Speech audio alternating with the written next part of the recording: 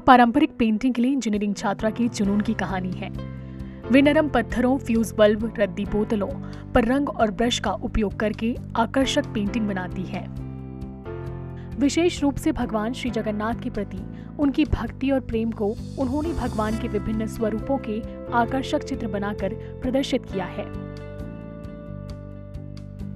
उन्होंने लॉकडाउन अवधि के दौरान इन चित्रों पर पूरा मन लगाकर काम किया और अब इन पेंटिंग ने भाग्यश्री को एक विशेष पहचान दी है।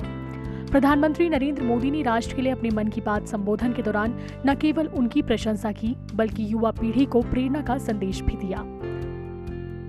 ओडिशा के राउरकेला की भाग्यश्री साहू को देख लीजिए। वैसे तो इंजीनियरिंग की छात्रा है, लेकिन पिछले कुछ महीनों में उन्होंने पट्टचित्र कला को सीखना शुरू किया और उसमें निपुणता हासिल कर ली है। लेकिन क्या आप जानते हैं कि उन्होंने पेंट कहाँ किया? सॉफ्ट स्टोन्स पर। प्रधानमंत्री द्वारा देश को संबोधित करने के बाद पूरे देश ने ओडिशा की पारंपरिक संस्कृति पट्टचित्र के माध्यम से भाग्यश्री की प्रतिभा को देखा।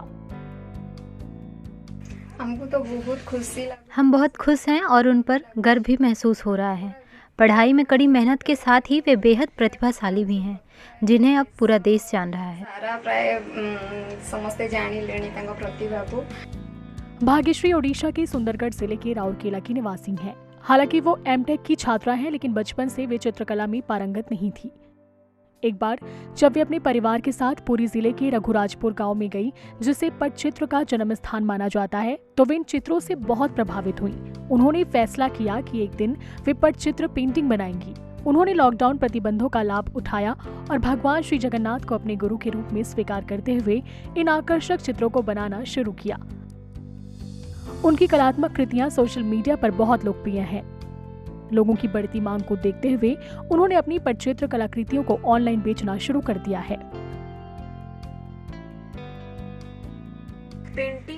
मैंने कभी किसी से पेंटिंग नहीं सीखी। बचपन से मेरा यही जुनून था। मैंने कुछ समय इसे करने में बिताया। बाद में जब मुझे पट्टचित्र के बारे में पता चला तो मैंने सोचा कि इसे भी किसी दिन आजमाया जाए। लॉकडाउन अवधि के दौरान जब मेरे पास काफी समय बचा था, तब मैंने अपना ध्यान उस पर दिया। जब मेरा पट्टचित्र प्रधानमंत्री नरेंद्र मोदी के पास पहुंचा और उन्होंने मेरा नाम मन की बात में लिया, तब मुझे अलग अलग लोगों से काफी प्रशंसा भी मिली है। मैं इसके लिए मोदी जी को धन्यवाद और शुभकामनाएं देती हूँ।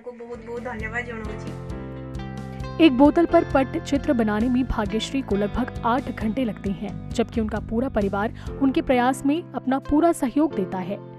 वे अपने काम में बहुत सावधानी बरतती हैं।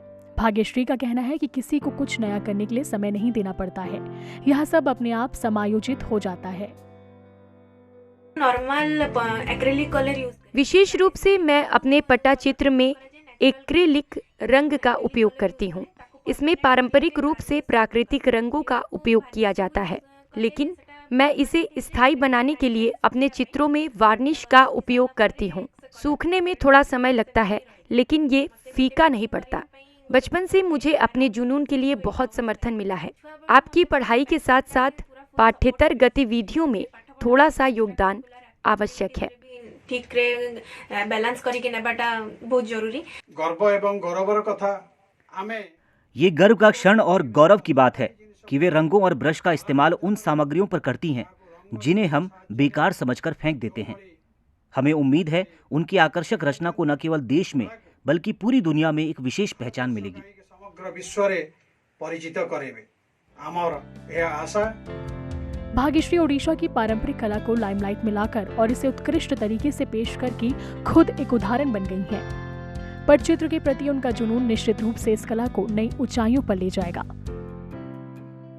Bureau report, ETV Bharat. 24 घंटे लगातार खबरें देखने के लिए डाउनलोड करें ईटीवी भारत ऐप।